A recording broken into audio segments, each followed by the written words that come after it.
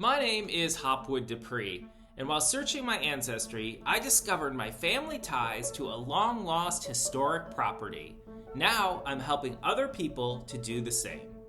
Today, I'm meeting one of the descendants of several staff members who once worked at Hopwood Hall Estate.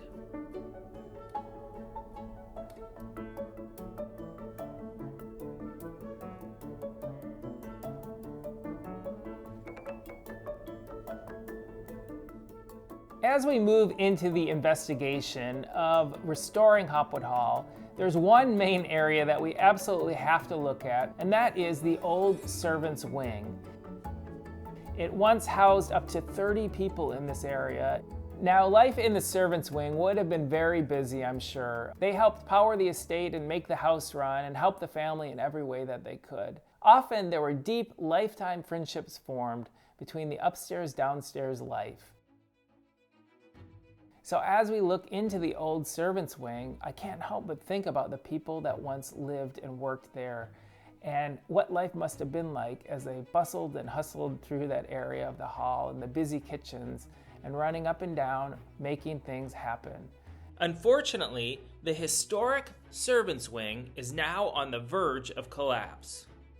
This is part of the problem about this wing, is that this ceiling is also a floor. No one has been in here for over 3 decades. It's been unsafe. There's been water pouring in and walls falling down and floors collapsing and rotting, and so it's just been a mess. So what's up there? That was where it collapsed, right? Yeah, that's 2 floors collapsed.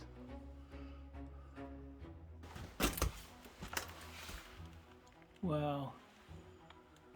This is like untouched for decades. Here I am standing in one of the original pantries, and next to us is part of the old kitchen. Being hired as a member of staff was a sought-after job, and many may have remained in their position for decades, building a life of their own at the estate.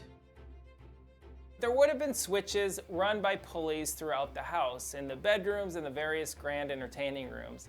That way someone could ring the bell simply by a pulley switch system. This system didn't require electricity and was a way to communicate with the staff if anything was needed in the front of house. So I had heard about a local resident named Derek, whose family had been members of the staff for the Hopwood family. Well, it turns out that as he searched his own genealogy, that he had found an old box of photographs and artifacts and documents that had been saved by his family as they lived and worked at Hopwood Hall. Hello, Derek. Well, hello. Really great to have you here. I'm so pleased to be here. I've read so much and heard so much. I've heard so much about you, and I'm really excited to see everything that you brought. Look at this. So this is the hall. Should we go on in and check things out? Yeah, I'd love to. Even though my mother wasn't one for sharing a lot of information, I knew she was a shepherd, and the shepherds were very much involved in Hopwood. The shepherd was a surname, last name? Shepherd was a surname. Right. And we knew, I had a vague idea that my great-grandfather, I didn't know at the time, but he was a coachman for the Hopwoods. So what year would that have been roughly, do you know? Late 1800, he died 1922. He would have had a sister, I think, or a daughter, Amy. And Amy was the one who I used to go and see when I was younger, and she'd tell me things about Hopwood. And so she is your Auntie Amy. My great-auntie Amy. Your great-auntie Amy.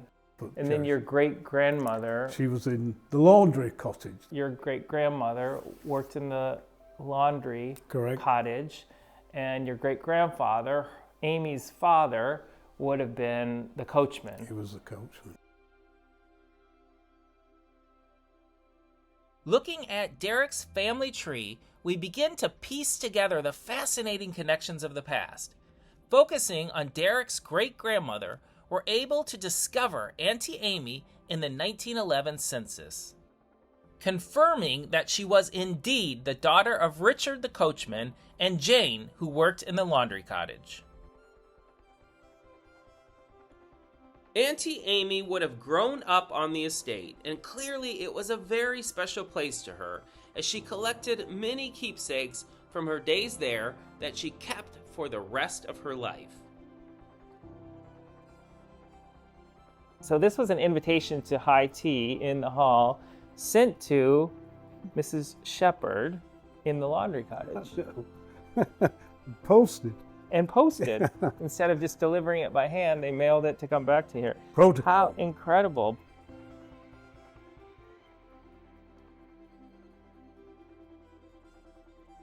And it was very inspiring to me to see these invitations that the Hopwood family had sent to their staff, inviting them up to the hall for high tea or a New Year's Eve party.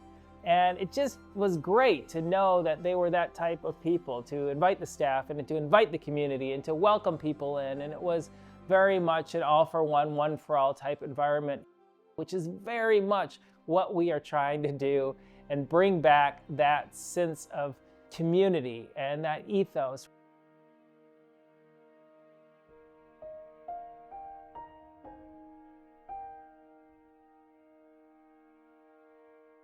Well, thank you so much for bringing this up here and showing it to me. Well, I'd like to take it a little bit further, and I'd like to pass it on from my family to your family, because this is where it belongs, I believe. And it's been, Auntie Amy must have kept it for some reason.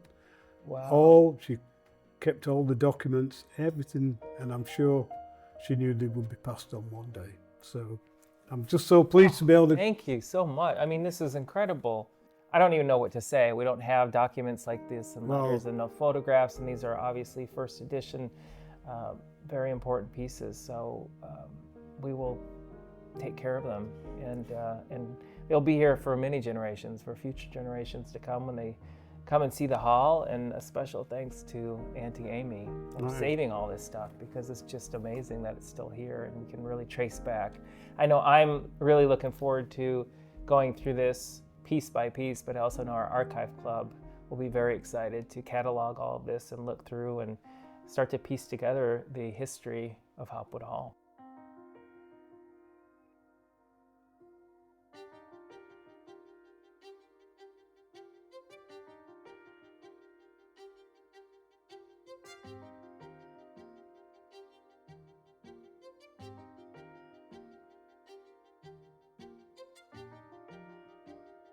And while we continue to make discoveries, restoration work on the hall is still going on. All right, look at this. I mean, look how much more stable this roof is looking. Incredible, isn't it? The chimneys, I mean, it just looks so much better. Solid. It's hard to believe the difference. And then we come into this room, which is incredible because this was all collapsing in here, full of dry rot and mold. It couldn't be saved in this area. So we had the construction crew come in and clear it out. It's now 3 stories high. So it really gives a feeling of what this area has the potential to become. And it also frees up the ability to really redesign, of course, in keeping with what was intended, but yet reinventing for modern amenities. We still have a long way to go, but the old servants' wing has now been saved, and its history and archives will be here to share the stories for generations to come.